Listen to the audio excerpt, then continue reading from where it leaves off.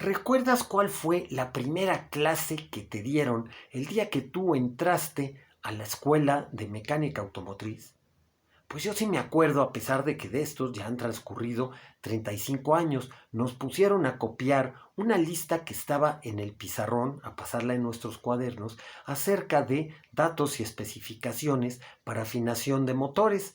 Yo te quiero comentar que en aquel entonces, a mediados de los años 80, en México única y exclusivamente teníamos 7 marcas automotrices que eran Chevrolet, Ford, Chrysler y BAM, vehículos automotores mexicanos, Volkswagen, Renault y Nissan. Y el día de hoy, dentro de tu escuela de electromecánica automotriz, yo te quiero compartir a ti lo que desde mi punto de vista debería de ser la primera lección que tú le dieras a alguien que está aprendiendo mecánica automotriz. ¿Cuáles son las limitaciones que tienen los motores de combustión interna que utilizamos en los vehículos? Tú puedes pensar que por lo que salen en las películas de Rápido y Furioso, por las especificaciones técnicas del Bugatti Veyron o de un automóvil denominado como Mosler, que pueden ser los motores automotrices, pueden ser extremadamente poderosos, y yo te aseguro que no, son más limitados de lo que tú te piensas, sobre todo si lo comparamos con algo que es extremadamente sencillo, que es la máquina de vapor, la que utilizabas en las locomotoras de los ferrocarriles.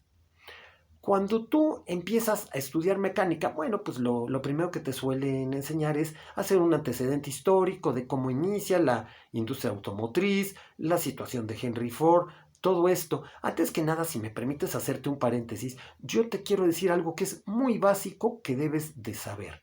A pesar de que ya estemos el día de hoy en el siglo XXI, de toda la situación de la tecnología que tienen los motores, computadoras, tiempo de apertura de las válvulas, variable, turbocargadores, inyección electrónica, todo lo que tú quieras, aunque no lo creas, funcionan exactamente igual de manera interna que lo hacían los vehículos en el siglo XIX, cuando se inicia la situación del ciclo de Otto. Porque lo que es la admisión, compresión, explosión y escape sigue siendo la misma desde el siglo XIX hasta el siglo XXI. Lo que sí ha cambiado mucho es la situación de los tiempos de apertura y cierre de las válvulas, tanto de admisión como de escape, los tiempos de encendido, etc.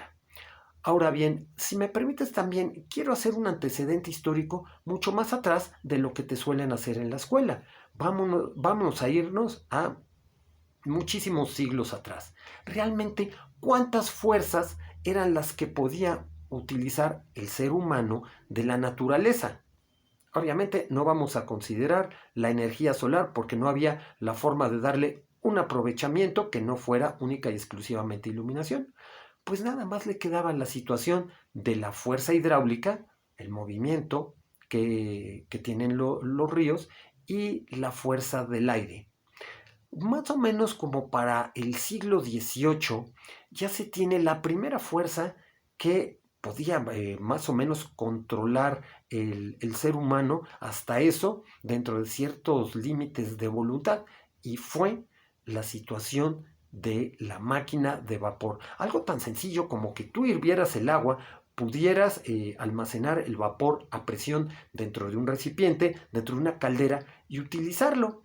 Ese es realmente lo que es el inicio de la fuerza motriz, inicialmente en las fábricas, con lo que se conoce en historia mundial como la revolución industrial, y posteriormente en los primeros vehículos y sobre todo en la situación del ferrocarril. Ahora bien, yo te quiero decir que la máquina de vapor presenta una característica que los motores de combustión interna no pueden ni de cerca compararse con ellos. La máquina de vapor tiene la posibilidad de proporcionarte el 100% de torque a 0 revoluciones por minuto de una rueda, cosa que no te puede hacer el motor de combustión interna. ¿Y sabes por qué? Pues porque el motor de combustión interna lo necesitas arrancar para que pueda estar generando potencia y generando torsión. Y yo te aseguro que no puedes estar por debajo de 6, 7 u 8 revoluciones por segundo, aclaro, por segundo, no por minuto, que requieres tú por lo menos ese número de revoluciones por minuto para que el motor de combustión interna pueda estar funcionando sin tener la tendencia a apagarse. Bien, ahora bien, ya te comenté que el motor de vapor o la máquina de vapor tenía la posibilidad de dar el 100% de torque. Con el motor de combustión interna, esta es otra de sus limitaciones, tanto en torsión como caballaje sucede lo siguiente.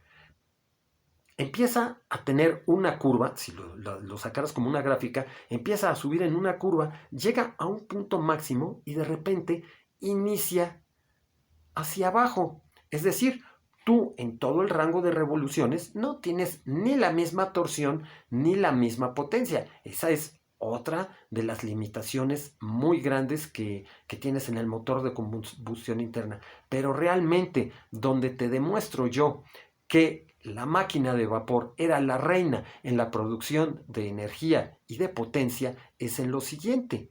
Y no sé si a ti alguien te lo haya dicho, porque yo te aseguro nunca haberlo visto en un libro de mecánica. La diferencia más básica entre la locomotora de vapor o la máquina de vapor también, si la tuvieras aplicada a la industria, y los motores de combustión interna es lo siguiente. El motor de combustión interna es unidireccional, mientras que la máquina de vapor es bidireccional. Y voy a pasar a explicarte por qué.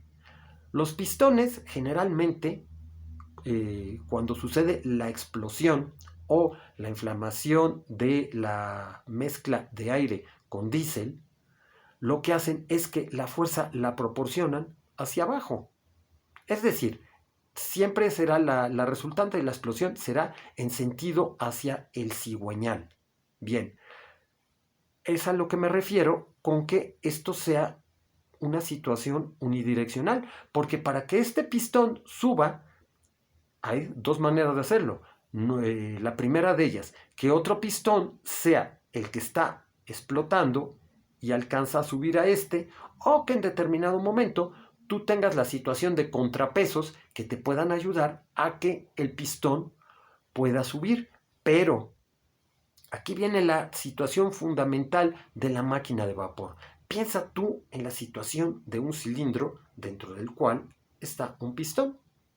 Generalmente, bueno, como decimos, en la combustión interna solo se produce fuerza cuando se mueve hacia cierto lugar. Pero lo que pasa en el motor de vapor es lo siguiente. Ya que tú llenaste de vapor este lado del cilindro o de la cámara, como le quieras decir, se hace una aplicación de vapor en el otro lado. Es decir, ahora el vapor empuja exactamente el mismo pistón hacia este lado. Entonces es lo que se conoce como el movimiento de vaivén. Esto es lo que convierte al motor de vapor o a la máquina de vapor en un mecanismo bidireccional, porque tanto en esta dirección como en esta tiene la situación de fuerza, cosa que en el motor de combustión interna no se realiza. Yo soy Saturnino Núñez Chanquet, presidente del Centro de Capacitación contra la Contaminación Ambiental Vehicular